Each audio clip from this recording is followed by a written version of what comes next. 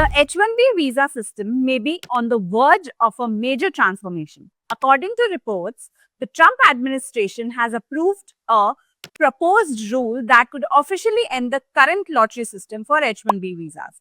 The rule has reportedly cleared review by the White House's Office of Information and Regulatory Affairs, which means it's one step closer to being released to the public. Right now, the US issues 85,000 H-1B visas every year, and because the demand is much higher, the selection process is done through a random lottery. This system has been criticized for years. Some say it's unfair and doesn't guarantee the most qualified candidates get selected. Under the new proposal, the lottery would be replaced with a selection system based on set criteria.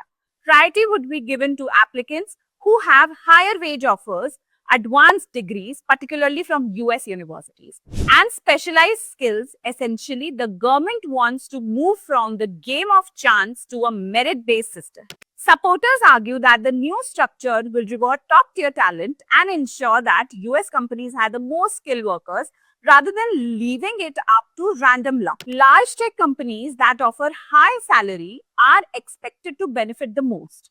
But critics warn that this could disadvantage smaller companies and startups that rely on international workers but can't compete the big corporates on wages. There are also concerns for international students. Many graduates entering the US workforce start the lower paying jobs, which means they could be left out under the new system despite being highly qualified. Indians, who currently make up the majority of H-1B visa holders, may be among the most affected. The thousands of Indian IT professionals and students applies coming to the Indians who currently make up the majority of H-1B visa holders may be among the most affected. Thousands of Indian IT professionals and students apply every year, and under the new rules, their chances will depend much more on the salary levels of their job offers. So this proposal is still pending official release, but with the White House giving it the green light for publication, it could soon reshape how the US admits foreign talent.